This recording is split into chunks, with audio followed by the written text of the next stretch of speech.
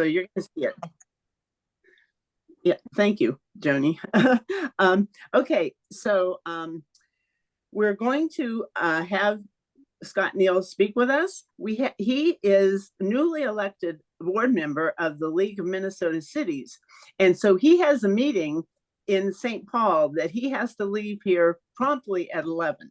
So he said that he would take questions during the presentation, and then he will have a hard stop at 11, but the rest of us can stay on and discuss things that are on your mind or that prompt from this conversation. So Scott, I will happily turn it over to you. Thank you. Oh, one other thing quickly, just three events that are coming up for the league.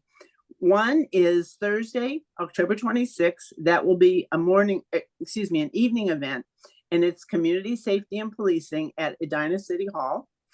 Then also Thursday morning, November 9th, Kathy Sello will speak about election 2023, what happened in Edina. And on November 16th, we will have a presentation on ranked choice voting, the facts. So those are three events that are coming up. That's October 26th, the evening, Thursday morning, November 9th, and evening, November 16th. So Scott, over to you now. Thank you. Good morning. Thank you for inviting me to speak with you about our expansion plan at Braemar Arena and the funding vehicle for that expansion plan, which is currently on the ballot for this fall's school general election. I will share my screen now, so give me just a moment.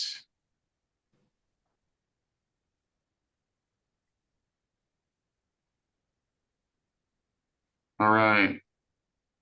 Success? Success. All right. Very good. So this is just a few slides that I'll tell you about our process.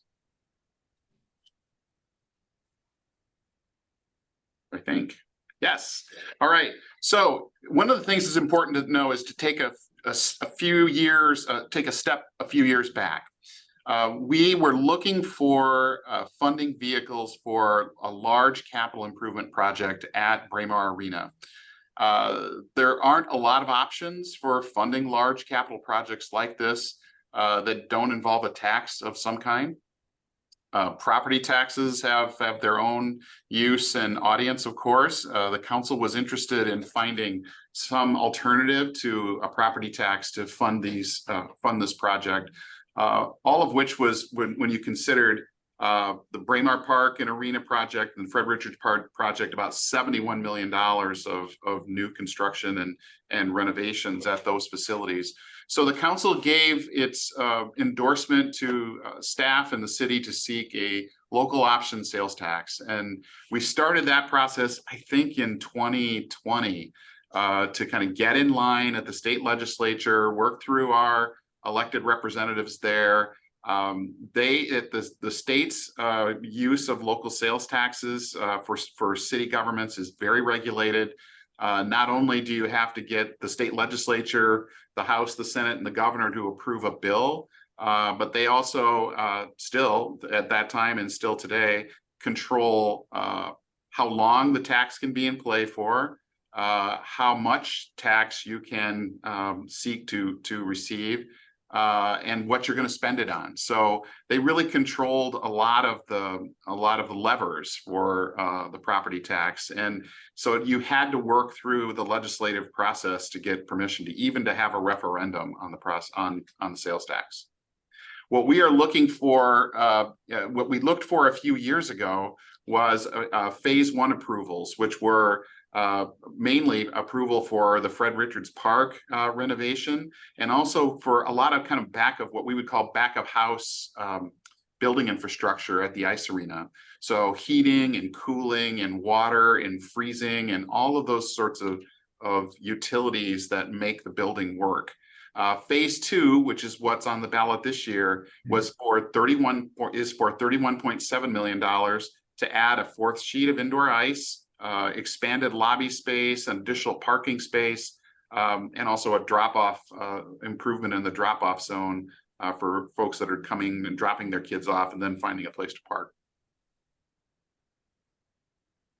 I've talked a little bit about the timeline of these projects already. Edina voters have had a chance to vote on 2 sales tax questions. They did that in 2022. We had a bill in the legislature, in the tax bill, that would have taken the phase 2 projects and had them on that ballot as well, but that tax bill didn't ultimately pass at the end of the day. So that's why we're having this referendum this year as opposed to last year. So phase 1, this is just a little bit of a description of what we're going to do: replacing ice refrigeration systems, heaters, waters, boilers, roofing, major improvements in our locker rooms and restrooms. We have lots of ADA issues at the ice arena that we need to pay attention to and to remedy, especially when we're involved in a big project like this. So phase 2, what's on? We talked a little bit about that already. Phase 2 is exclusively for improvements to the ice arena. There are other improvements in phase 1 that are included for Braemar Park. So those are things at the baseball stadium, lighting at the baseball fields, improvements to trails, hiking trails, mountain biking trails, and things like that. Those are all part of phase 1. Those are projects we are proceeding with because they've already been approved. What we're hoping to get with the answering the question for an expansion or not this year is we can put that project together with the building infrastructure projects and do them all at once. And that makes a lot of sense from a building maintenance and operation standpoint. Braemar Arena is a busy place. It's 58 years old. It hosts 500,000 visitors really in and out of the place every year. This is just a quick picture of what that might look like on a busy tournament Saturday or Sunday. We also have the Edina Hockey Association is the biggest youth hockey association in America. They have a high demand for ice for their teams, for their youth teams to practice and for games. We can't currently satisfy that need. We could better satisfy it if we had an extra sheet of ice, indoor ice at the arena, and that's what we're looking for. So if phase 2 is approved, it would allow the city to access $31.7 million more. Let me try that again.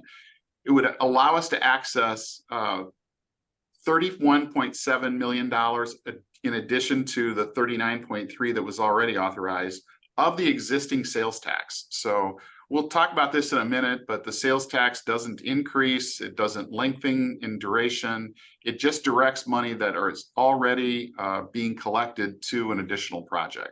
So that project includes tearing down the South Rink and replacing it with 2 additional rinks, taking a look at what we do with their current outdoor sheet of ice there. That's still a little up in the air. A much larger lobby and new parking. This is what the existing footprint of Braemar Arena looks like. So the west arena right here, the south, the east, and the south, and then this is the outdoor the Braemar backyard rink. This is what we call the Hornet's Nest. It's locker rooms underneath and commercial space up above for general sports and an athletic training group. This is what the proposed expansion footprint would be like. So this area doesn't change. Like I said, we're still looking at what we want to do with the outdoor rink. The east rink stays the same, but the south rink is what would get removed. And if you look at the previous, that rink is kind of running north and south. In a revised an expansion environment, that rink we would add an additional rink running east and west and connect that with new lobby space together with the other elements that are already there. Just a different view showing you, this is where the additional parking would be. That would be a parking deck. So there's what you see here, and then there's a layer of parking under that. A big improvement in safety wise, but by adding the drop off, that little cul-de-sac area.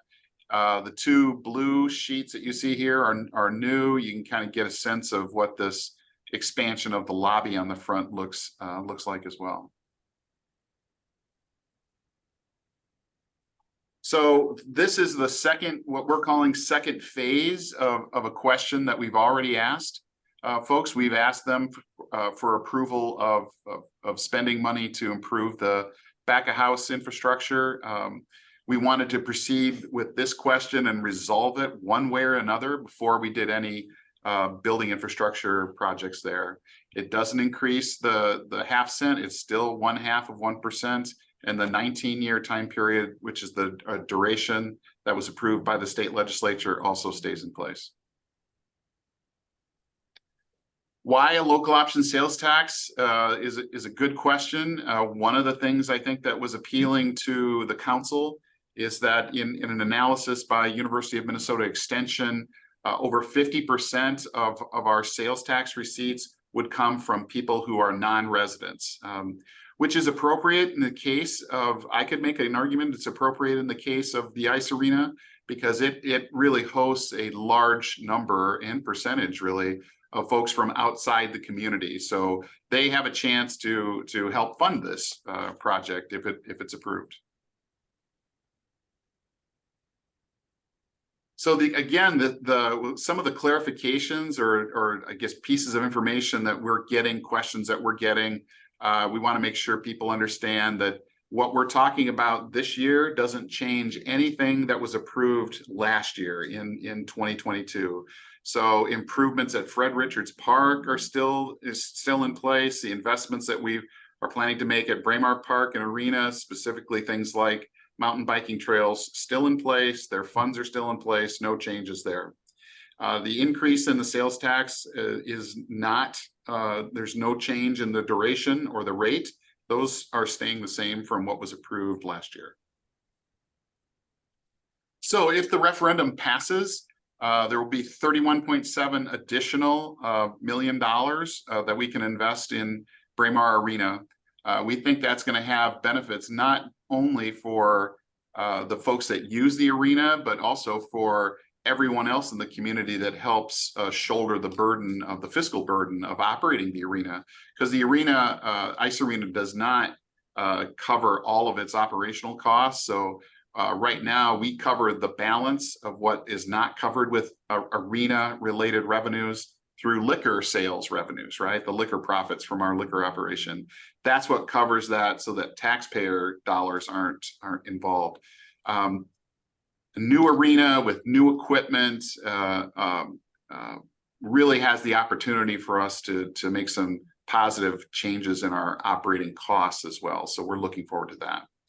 If the referendum does not pass, I don't know what happens, quite frankly, in terms of expansion at the ice arena. I would say what our plans are from the city, if it doesn't pass, is that we go forward then with all of those kind of building infrastructure projects that I talked about a little bit ago. We have funding for those. They are necessary. They will make a positive impact in Braemar Arena. It just won't be the expansion project.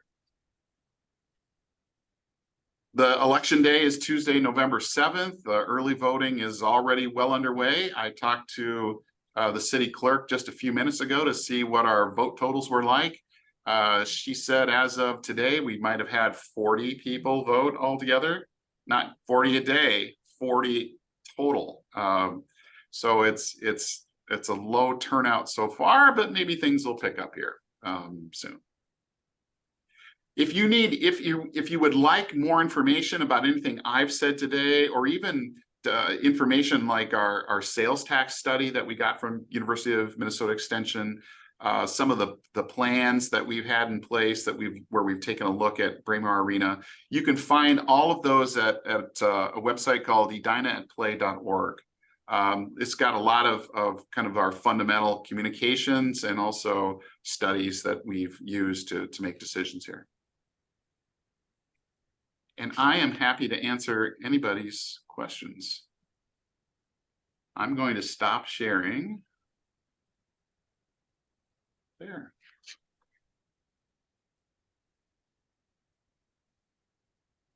How do you want to do the question answer, Colleen? Do you? There we go. Okay, Melissa has a hand there up. is a question. There is a question on from Linda Smith on the chat. If it doesn't pass, what happens to the 31 million collected by the sales tax? What if this referendum doesn't pass? What happens to the money that we would have collected? So the way that the sales tax works in all cities is, well, I won't say all cities, in most cities, is it is connected to a large capital improvement project. So we will actually go out and borrow money. We'll issue sales tax revenue bonds, right? So we will pledge our annual sales tax receipts to bondholders in order to borrow money up front to do the project. Right now, that money is coming in at a rate of about $500,000 a month, a little more than $500,000 a month in new revenue based on the sales tax, because we started collecting that in April. Our projection to make our numbers work from the University of Minnesota Extension was they estimated we would collect about $350,000 a month. So the money that we are collecting is substantially more than what we had anticipated. I say all that because what happens is when you borrow the money, you borrow a definite amount of money for a definite amount of time. When that money is paid off with sales tax revenues, the sales tax goes away. It ticks off. So if residents approve this additional 31.7, the sales tax just stays in effect for a longer period of time, but in no way can it go beyond 19 years. And Melissa has a question. Thank you, Melissa. Hi, Melissa.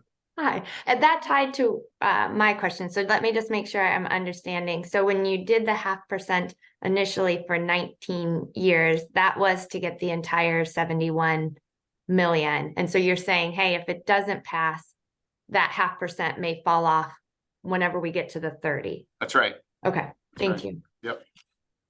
And, you know, 19 years seems like an odd question, and maybe Dario will appreciate this, but when you are Edina and you're at the state legislature and you're asking for stuff, there are lots of people there that are just happy to tell you no. And that's kind of what happened here. There were a number of other cities. We were all applying, we were all seeking sales tax or the ability to have a sales tax referendum. All the other cities got 20 years worth of time to finance their projects. They gave us 19 so that they could say they gave it to Edina, right? They stopped them. And that's literally where it came from. There's no other reason. And Dario had his hand up. Dario, over to you. Great. Well, great presentation, Scott. Appreciate the details and the professionalism, all the stuff you do to make this consumable. Yeah, the question on the actual date is key, that it blinks off at 19 years. You know, is it or sooner? Easy? Yep. Or sooner, yeah, or sooner. I guess there's always the concern, because I've seen this happen in Minneapolis, and I'm actually doing this call from the basement of the Fine Line Music Cafe, a non-subsidized venue surrounded by taxpayer subsidized sports venues. So I'm an arts person, love sports, and love what it does for our community. But there is always that you're making me pay for something for someone else's stuff thing that's out there. And I guess, how are you answering that question? Yeah, because you've got people on fixed incomes. You've got all sorts of people that are going to pay this. You know, what's sort of the answer, and who's paying this tax? I mean, how many people are you projecting in Edina versus outside of Edina? That to me is sort of the two equations that make someone like me go, yeah, I can do it for my community. It's just one more tax. Why not? I like paying taxes, you know, because it's what you get out of your society. We want to make those investments, but who's paying it? And how do you answer that question of, you know, you don't play hockey. You maybe go to a hockey game if you're campaigning. That's about it. Right. Who's paying it? The quick answer to that is everybody's paying it, right?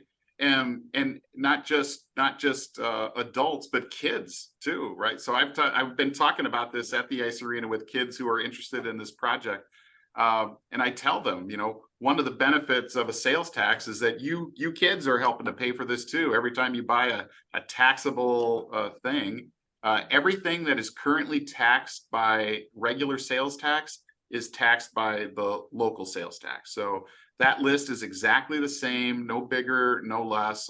All the things are the same on that list. So everybody pays it. Everybody, whether they live in this community or they live outside this community or they live outside this state or outside this country, if they buy something in Edina, that it will be taxed with this extra half cent, and that money that is aggregated by the Department of Revenue, and then it's distributed back to the city. I think the State Department of Revenue takes a spiff off of it, a small, I think, but that's how it comes back to us. It stays in place as long as there is eligible debt or capital costs in play, right? So if we have done our projects and we've paid off everything and it's year 15, and we don't have an extension or another project that fits within that, it ticks off at that time. Do you have a sense of how many people percentage-wise? I mean, it's a projection thing. Edinans that are paying it versus non-Edina people. The analysis that was performed by University of Minnesota Extension said 54% of the sales tax revenue collected in Edina will come from people that live outside Edina. So you're building an arena, Eden Prairie pay for it. Is that the question? Am I answering the question you're asking, Dario? You are, yeah. Okay. That's good. Okay. So it's going to be percentage-wise is what I thought. That's good to know. Yeah. And that's pretty, when I look at these same kind of studies that have been done in Maple Grove and Bloomington and Richfield, and they all show that kind of differential, that other people are paying more for this. I don't know how that works. Maybe it's different when you get out into the greater Minnesota areas, but that's what we're seeing here. Thank you. Good to know. Arnie, you have a question. I have a question and a bit of a commentary to go along now that I have the stage here. This is really great. And Scott, so good to see you. It's been a while. I'm just impressed. I think the whole presentation that we've got here, and obviously the depth that's gone into the work to get it to this point is just great. Normally, I'm one who is going to be on the social services end of things and boosting for human rights and other kinds of things. This is really extraordinary in terms of an initiative. And if Edina weren't already investing millions and millions of dollars in affordable housing support for projects in our community, I would be less enthused. But I see this, I grew up poor in Minneapolis. I now live in Edina. What could be better than this? So I now look at this and say Edina can provide a service not only to the people who live here, who, let's face it, we are affluent, we are above average in all the financial scales, and so what we're also doing is providing a resource that's going to be shared among communities that otherwise wouldn't have access to this kind of a facility. So hallelujah. I think we've got a lot going there, and this provides a bit of a vision for some kids who otherwise wouldn't have the chance to play hockey indoors all times of the year. And Arnie, that's a great point that we don't make often enough with our with our facilities. That if we decided to force the ice arena to cover all of its operating and capital costs with only arena related revenues, we'd be charging $500 an hour for ice time, and then what kids can afford to pay that? So the idea that we bring in these sales taxes or liquor profits to supplement the considerable revenues that are generated at the ice arena to kind of buy down actually the cost of participating in that sport there is really important. Yeah, and I think it's just another example of how it really makes this a facility that we are sharing, not only with the people in Edina, but with people from all over the Twin Cities area. It brings more visibility for Edina. I think it's good for our community. And I think it's what all of us who've lived here for a while, we come to expect it. We come to expect it's going to be above average. and that can sound a little bit haughty, but you know what? We've got a reputation. We have to recognize that we have to uphold that. That's a part of that responsibility. And it's not a matter of being feeling above average. It's a matter of saying we can make a contribution in what we're doing. This is really going to be a service and an opportunity that provides a lot for a lot of people, even beyond the boundaries of Edina. So good job. Thank you. Thank you, Arnie. And Jean Tracy, over to you. Hi, Jean. Hi, thanks for being with us, Scott. I really appreciate it. And perfect segue to my question, what Arnie was discussing, and that is, my sense of it is that hockey particularly is a very expensive sport. I think of, my kids were not involved in hockey, but I know families whose kids were, and it was an expensive sport. So if that is in fact still true, what programs are there available for the disadvantaged to participate in this public facility? That's a very good question that I wish I knew more information about. A couple of things to say. Our facilities, our athletic facilities, when you think of our pools, indoor gymnasiums, ice arena, golf course, baseball fields, etc., are all connected with youth sports associations. So in each one of those cases, there is a youth sports association that we are partnering with. So in those cases, the general partnership is the city and the community are providing the facility, and the youth sports association is providing the programming. So all of the necessary games and officials and coaching and uniforms and all of that is all coming from youth sports associations like the Edina Hockey Association, the Edina Basketball Association, Edina Softball Association, etc. So we have connections with the folks who are volunteers for the most part, who run those sports associations. We work with them pretty closely on facilities, but we really defer to them quite a bit when it comes to coaching, management, games, uniforms, which really are the things that are driving, for the most part, the cost to pay. There are some programs that are operated. There's a couple programs that are operated out of the Edina Community Foundation that can be accessed for families who want their kids to participate in a private youth sports association, and the city contributes to that, and the Community Foundation contributes to those programs as well. But we as a city government don't have a specific program to assist with that. I think your initial presumption of that hockey's an expensive sport, I think, is still true. That's what I hear from the people that are out there. And I would thank you, Jean. I'd like to add, I'm a former president of the Edina Boys Basketball Association, and we gave scholarships, and that is a much less expensive sport to participate in, but we gave scholarships for those that needed support.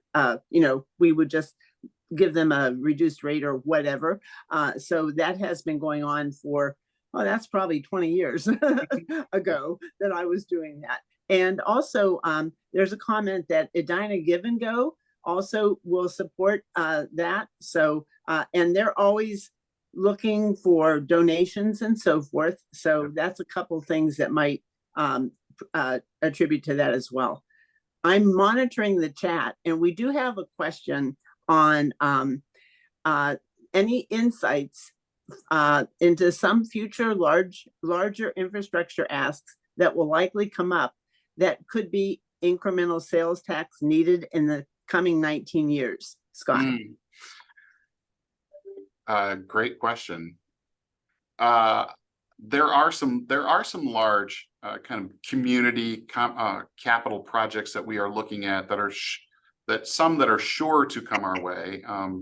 And one that we're working on right now that will come our way because we've already purchased the land and are doing the planning is fire station number 2. We have a small fire station in the Southdale quadrant of the city that we are replacing with a much larger, much more sophisticated fire station on West 76th Street. The city purchased the land for this and the building for this site last year. We've been working on the plans, the architectural plans for it this year, and hope to go out to bid for that project in the winter time. Also starting to take down the existing building that's on the site and kind of clearing the site and getting ready for construction. In the end, that'll be probably a $40 million project when it's completed. And that project is right now anticipated to be funded by property taxes. So that's one that will go on the general property tax bill. There's an additional fire station that we're also looking at in the planning stages right now, fire station number 3, that we are trying to locate somewhere in the northeast quadrant of the city. That project, we don't have a site yet, and we don't have a funding vehicle yet. So, but it's one that we are in the planning stages for right now. That would not be an additional $40 million project. That would be considerably smaller than that. But it would be a project that we are looking for. I would say the project that's kind of on the bubble, that's a large project that might have a sales tax component to it potentially, is the aquatic center. We have an old pool, and old pools are made of concrete, and concrete is a man-made material that disintegrates over time, especially when it's filled with water and chlorine and kids, et cetera, et cetera.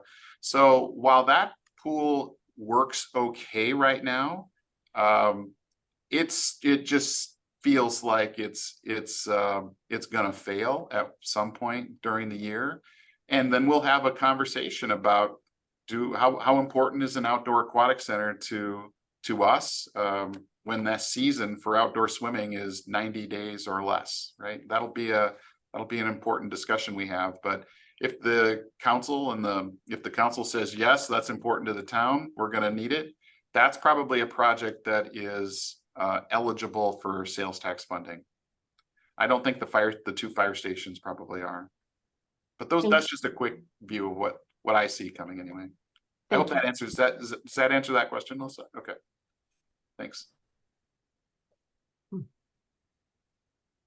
Colleen, it might be a good time for somebody, Dario and Melissa both weighed in on Edina Give and Go, and maybe they have a couple of things to add about how that works. I think it's related to the same kind of qualification process that used to be used for school lunches before they were made free across the board. But anyway, Melissa and Dario, do you have more to tell us about how Give and Go works? I don't. I just know I'm in the PTO, and I know we partner with them quite frequently. I mean, I could look it up to get some more insight for a future meeting, but I would not want to speak to it because I'm not sure that I'm the expert.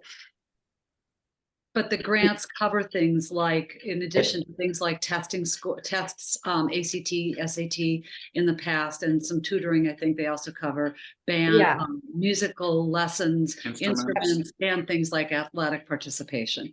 Correct. All of the things you mentioned are, if I just quick look at what they say they support, yes, it's all of those things, not just sports, but including driver's education and things, again, for people to have access to. I don't know the process for getting approved, what that looks like. And this was a parent-led, I think, initiative that came out of work, people who were volunteering with the Edina Ed Fund. If I understand, I was sort of there when I was on the council, I think, when this was being developed. Yeah, that's how I remember it too, Joni. I would tell you also that last year, when we were kind of making the plan to spend our federal ARPA dollars, we contributed a small piece of that money to Edina Give and Go for these exact purposes. And the Dark city- has his mic on now, so let's see if Yeah, Dark- sorry, now I'm having a harder time hearing just because I'm on my phone, and you know, then their priorities do shift a little bit based on community needs. You know, mental health, you know, services and things like that have really, you know, moved up the chain of needs. We have both, you know, Give and Go and Edina Ed Fund. So there's sort of two channels where Give and Go is sort of doing more people of need, where Ed Fund is hitting a broader base. But, you know, there's a lot of shift into academics. You know, the sports, of course, you could spend millions of dollars, you know, providing need in sports. So, you know, the tranche for hockey is probably not as deep as it was for like basketball or other sports that are out there. So I wouldn't say there's a lot of money, but there's some, and it's a good question to ask the executive director and their team. They're very receptive to input from groups like this. And the city cannot, as an entity, donate to things, but they can provide funding to organizations that are providing services that the city would otherwise provide. That's Like, right. for instance, BEAT, the food shelf. So when you mentioned, Scott, the ARPA funding, that would be, I think, in that Right. same category. That's the ARPA and CARES Act dollars from the federal government were exceptions to that, Joni. But that's right. Cities cannot make, under Minnesota law, cannot make philanthropic donations to. Doesn't matter how worthy the cause is. We can't use property tax dollars like that. We had an exception for those two federal funding programs.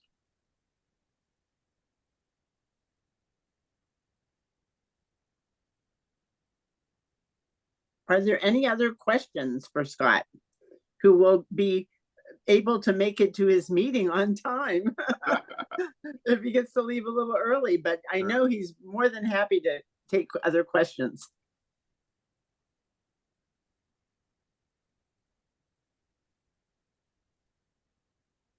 Also, this was recorded, so if you want to go back and look at something, look at one of the slides in more depth, or if you want to share it with a friend or neighbor who has some questions about this, they are posted to the recordings are posted on the League's YouTube page and can be accessed via the League's website at LWVEdina.org. You know, a collateral issue to this is a lot of the imagery that I just showed you in the presentation is hockey imagery, but there are some significant advantages for figure skaters that are also an important constituent group at Braemar Arena. These dollars would provide increased quality of ice for them, because it would provide new mechanical controls for how we control the quality of the ice. And I'm not a skater, but what I'm told by these people is that they want their ice a little softer than hockey people, I think is right. So they play the ice. The ice has a slightly different temperature in terms of performance and how they use it. So they would like more control over their ice and a warmer environment just for people to sit in, better locker rooms, better preparation and meeting rooms. So there's a lot of improvements for figure skaters too, and they're excited about it as well. And Scott, I just want to mention, I was talking with a neighbor just yesterday, and she asked me about this, and I was talking with her, and she said, I'm very supportive of this, because she has 4 grandchildren that live in Edina, and they are involved in sports and so forth. She said, you go to all these other cities around, and their facilities are so much nicer, like St. Louis Park and Minnetonka and so on and so forth. And I said, and they have rec centers.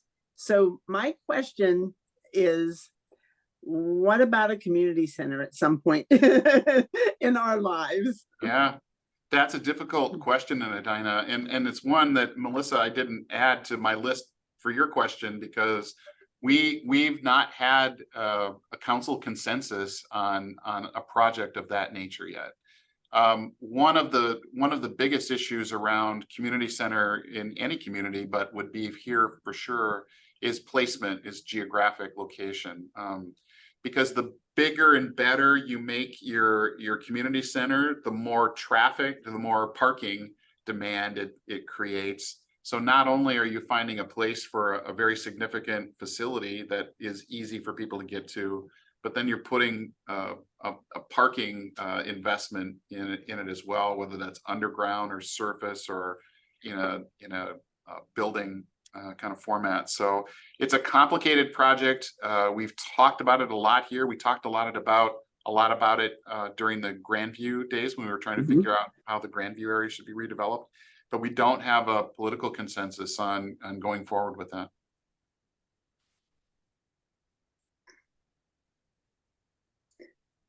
Well, thank you very much. Any other questions for Scott before he departs?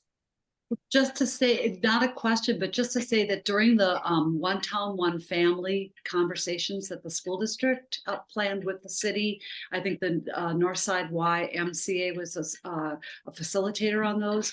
When it was getting to the fourth meeting talking about solutions, one of the things that was mentioned by several groups was the lack of places for the community to gather after if people don't have children or if their children are through school, that there's a lot of opportunity to connect when children are in school. And so community center was mentioned by several people in the community as part of those conversations. Yeah. Yep. Yeah, we talk about it a lot.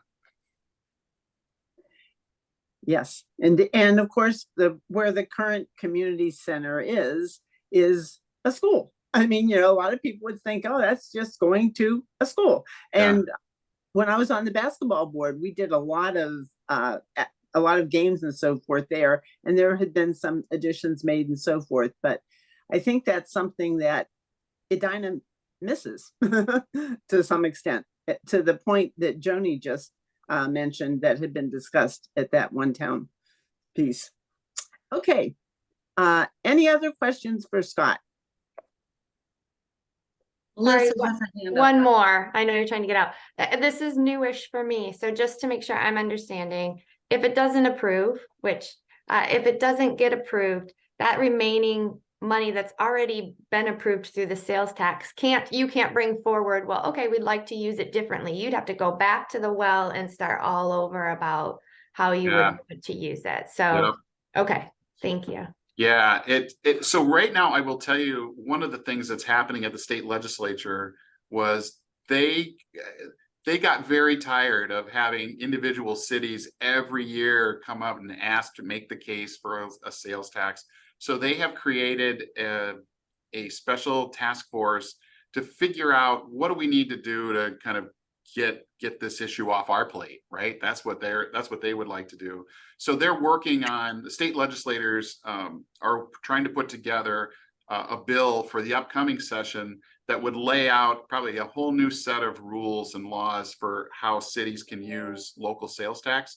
So everything I've told you today is based on current law, but perhaps it's going to change, and they'll say, because right now, if this fails and we wanted to spend that money on a pool, we would have to go back to the legislature, get a bill, get in front of all the different committees, get that approved, go to the Senate, do the same thing, and go to the governor's office and get everything approved. That takes a year to do. It really does. And so if that's the way we got to do it, we could do that, but it's looking like the legislature may change the rules on how we do this and maybe give cities a little more autonomy, maybe a lot more autonomy on how to do it. Thank you. Yep. Well, seeing or hearing none, I think, wait, there's one on chat. Hold on. Oh, no, that was just a thank you to you, Scott, and to the league. So we appreciate that. And thank you so much. And we look forward to hearing on November 9th the results of the election. And don't forget, there is a school board election. There are 3 candidates running for 3 positions. Their names are Jennifer Hoovey and Cheryl Berry and Elliot Mann. We already had our candidate forum, and that is on our website. Only 2 of the 3 attended, and that was Cheryl Berry and Elliot Mann. Jennifer Hoovey was ill, but the Parent Leadership Council is having a one. And let me just mention that on October, I was going to say September, October, let me get the right date, sorry, 23rd, the students are having a candidate forum. They, the students at the high school, and 2 of them are on our, one of them's on our board, and others that work with the league, on a student candidate forum. They ask all the questions and so forth. We will have that available on our website after that takes place. That is a very popular forum with the candidates and the school board members that have participated in them, because as you might guess, the questions they get from students are different than they get from people like us. And, you know, whether they're parents or, you know, people that have long been in the community. So that's another one that would be kind of interesting to see. So, and of course, get that number higher than 40 for those that have early voted. And, you know, who knows what the turnout will be like when there's 3 people running for 3 positions. That wouldn't be a big thing. When I ran for school board the first time, and I was elected twice, there were 3 positions and 9 candidates. So it would be a whole lot easier running for school board if it was 3 for 3. Anyway, do vote no later than November 7th, but you can go to City Hall now through, I think the weekend before the election, it's open as well on Saturday. So anyway, be there, okay? Thank you so much, Scott, and have a good trip to St. Paul. I will. Thanks for having me today. Appreciate it. Bye now. And anyone that wants to stay and discuss anything else, you're welcome to, or you're free to leave. You don't have to stay. We don't want to take up more of your time unless you've got something that you would like to bring up. Clean, I think you want to stop the recording. Yep, good idea. I'll have to figure out exactly what to do that. Let me see. I think that's